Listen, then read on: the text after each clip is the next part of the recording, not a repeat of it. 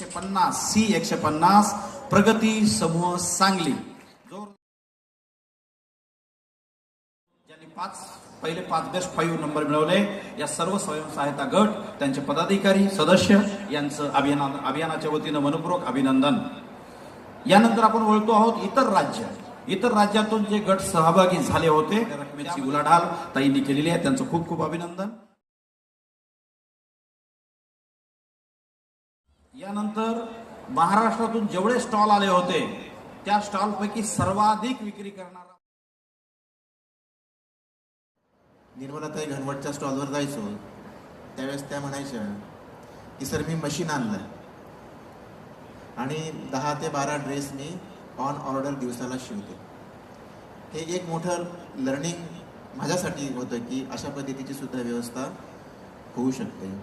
ज्यावेळेस मी यवतमाळच्या वंदन विकास केंद्रावर जायचो त्यावेळेस वाशीचं त्यांचं ज्या आंबट चिंचा त्यांनी गोणीमध्ये भरून आणलेल्या होत्या त्या चिंचांचं त्यांनी खूप छान पद्धतीने पॅकिंग केलं आणि त्या विक्रीसाठी ठेवलेल्या होत्या। मी त्यांना मागच्या वेळेस म्हटलं होतं की ह्या ज्या आतल्या चिंचोका आहेत ना या सुद्धा विकल्या जातात।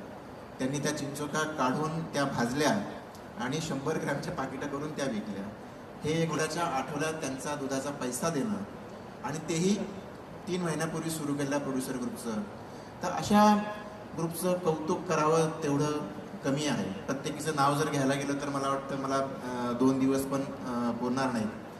खूप चांगल्या गोष्टी या प्रदर्शनामधनं शिकायला मिळाल्या। ज्या ताईंचा सेल कमी झाला होता म्हणजे खरं मी बरेचसे डिग्निटरीज मोठे लोक मग ते प्रशासकीय क्षेत्रातले असू देत राजकीय क्षेत्रातले असू देत मीडिया क्षेत्रातले असू देत ते येऊन विचारायचे की याला खर्च किती होतो आणि खर्च केल्यानंतर मग त्याच्यातून तुम्हाला रिटर्न किती मिळतो। त्यावेळेस मी त्यांना सांगायचो की हा व्यवसाय नाही आहे उमेद अभियानाचा। उमेद अभियान व्यवसाय करत नाही। उमेद अभियान काय करतं तर संस्था निर्माण करतं, SHG निर्माण करतं, VO निर्माण करतं, CLF निर्माण करतं, इन्स्टिट्यूशन बिल्डिंग ज्याला आपण म्हणतो त्या संस्थांचं बळकटीकरण करतो, सक्षमीकरण करतो, त्यांना आपण फायनान्शियल इन्क्लुजन देतो आणि मग त्यांना लाईव्हलीहूडचा त्यांचा विचार करतो। आम्ही व्यवसायाचा विचार ताईला सक्षम कसं करता येईल। ताई सक्षम होणं म्हणजे मी मग नेहमी म्हणतो की ताई सक्षम होणे म्हणजे 2 पैसे कमवणे असं नाही तर तिला निर्णय घेण्याच्या प्रक्रियेमध्ये तिला समाविष्ट करून घेतलं जाणं ही खरी म्हणजे तिची सक्षमता आहे। आणि ज्यावेळेस एखादी ताई महालक्ष्मी सरस प्रदर्शनमध्ये कुठलंही असू दे मिनी सरस असू दे नागपूरचं असू दे वाशीचं असू दे BKCचं असू दे ती व्यवसाय करण्यासाठी येत नाही, ती शिकण्यासाठी येते। एक CLFचा बल्ब तयार करणारी ताई आहे, मला आहे की नाही मला माहीत नाही, आता दिसत नाही चेहरा तिचा इथं। ती म्हणाली की मी 2 महिन्यापूर्वी व्यवसाय सुरू केलेला आहे परंतु या सरसला आल्यानंतर मला एक वेगळं विजन मिळालं आणि मी इथून पुढं घरी गेल्यानंतर माझ्या कार्यक्षेत्रात असलेल्या बचत गटांसाठीचं जे काही पॅकेजिंगसाठीचं जे काही मटेरियल लागणार आहे त्यासाठीचं एक सेंट्रल सुविधा निर्माण करणार आहे। म्हणजे अशा पद्धतीचा विचार एखाद्या 2-2.5 महिने झालेल्या गटाला येणं ही खूप मोठी गोष्ट आहे आणि हे लर्निंग जे आहे यासाठी महालक्ष्मी सरसचं खरं म्हणजे औचित्य आहे। विक्री होणे हा साईड प्रॉडक्ट आहे। मी नेहमी म्हणतो की मंजिल से ज़्यादा सफ़र जो आहे तो सफर ज्याला आपण म्हणतो तो आनंददायी असला पाहिजे। महालक्ष्मी सरसमध्ये येऊन विक्री करणे आणि विक्रीतून पैसा कमावणे ही शेवटची मंजिल झाली परंतु 15 दिवस या ठिकाणी राहणं आणि 15 दिवसामध्ये काही शिकणं आणि ते घरी जाऊन पुन्हा इम्प्लिमेंट करणं हा खरा जो काही आनंद आहे तो प्रत्येकाने या प्रदर्शनामध्ये घेतला आणि ते खरं म्हणजे विशेष अशी कौतुकाची गोष्ट आहे। या प्रदर्शनामधून जे काही लर्निंग प्रशासनाला मिळालं आपल्या सर्वांना मिळालं याचा एक पाया हा भक्कम असा रचला गेलेला आहे। मी मगाशी म्हटल्याप्रमाणे हे माझं 4थं महालक्ष्मी सरस आहे। 5वं होईल की नाही होईल मला माहीत नाही परंतु इथून पुढचे जेवढे काही सरस होतील त्या सरस होण्यासाठीचा एक भक्कम असा पाया 2026चा BKC महालक्ष्मी सरसमध्ये रोवला गेला आणि त्या पायाचा उभारणीमध्ये माझा एक खारीचा वाटा आहे। त्याचा सार्थ अभिमान मला आहे आणि या प्रकारची संधी मला परमेश्वराने उपलब्ध करून दिली, त्यासाठी मी परमेश्वराची सुद्धा कृतज्ञता व्यक्त करतो. महाराष्ट्रातल्या 67 लाख कुटुंबांपर्यंत पोहोचण्याची संधी मला मिळाली, त्यासाठी सुद्धा मी परमेश्वराकडे माझी कृतज्ञता व्यक्त करतो. या प्रदर्शनातून ज्या गोष्टींचं लर्निंग तुम्हाला मिळालेलं आहे त्या आपण पुढं नेल्या पाहिजेत. लखपती दिदी जी संकल्पना जी आहे त्या लखपती दिदी संकल्पनेच्या पुढं जाऊन आपण आता विचार करायला पाहिजे. जे उत्पन्न आपण डिजिटल आजीविका रजिस्टरमध्ये भरणार आहोत ते उत्पन्न जर आपण योग्य पद्धतीने जर भरलं तर किमान 100 महिला अशा असतील की ज्यांचा उलाढाल, वार्षिक उलाढाल जी आहे ती किमान 1 कोटीच्या वर गेलेली असणार. आणि माझ्या सर्व ताईंना आग्रहाची विनंती आहे, आग्रहाचं आवाहन आहे की अजूनही जर तुम्ही तुमच्या डिजिटल आजीविका रजिस्टरमध्ये तुमचा 2025-26 योग्य उलाढाल जर नमूद केली नसेल तर ती करा. अजूनही वेळ गेलेली नाही. ज्या वेळेस कळेल शासनाला, केंद्र शासनाला की म्हणजे मी हे का म्हणतोय की तुमचे 3 महालक्ष्मी सरस प्रदर्शनं झालेली आहेत, वेगवेगळे स्टॉल्स त्याच्यामध्ये आले, सगळेच आपण काही रिपीट नाही झालेले. किमान 500 स्टॉल्सचं जे काही आहे त्यांची उलाढाल ही किमान 50 लाखाच्या वर गेलेली आहे. आणि मी खात्रीपूर्वक सांगतो की 50 स्टॉल जे असे की कोटीच्या वर त्यांची उलाढाल आहे.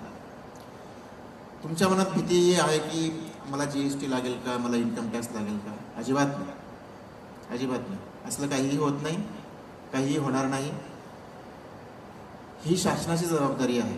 ज्यावेळेस माननीय पंतप्रधान महोदय म्हणतात की लखपती दिदी आपण निर्माण करायचे आहेत, तर ते तुम्हाला टॅक्स लावण्यासाठी निर्माण नाही करायचे आहेत. त्यांना सामाजिक प्रगती, आर्थिक प्रगती जी काही ग्रामीण भागाची जी होणार आहे, झालेली आहे, ती कायम ठेवण्यासाठी ते आहेत. त्यामुळे माझी तुम्हाला खूप आग्रहाची विनंती राहील की जे उमेद अभियानाने आतापर्यंत जे काही चांगलं काम केलेलं आहे त्या सगळ्या चांगल्या कामाचा जो काही आरसा जो आहे तो लखपती दिदींच्या आकडेवारीमध्ये होणार आहे.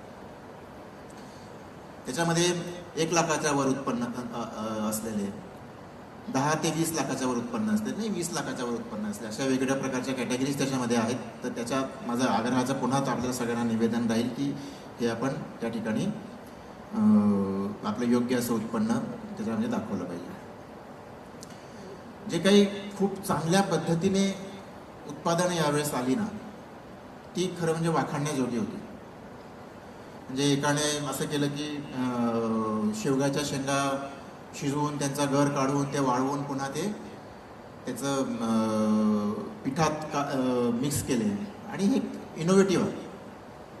तर अशा पद्धतीचे स्टॉल्स आपल्याला काही ठिकाणी बघायला मिळाले. माझा एक कोल्हापूरचा एक पॉटरी मेकिंगचा स्टॉल आहे, त्याची जी काही पॉटरी आहे ती बॉम्बे स्टोअरमध्ये ठेवली जाते. मुंबईच्या जे एक प्रीमियम स्टोअर आहे अशा पद्धतीचे ते आहेत.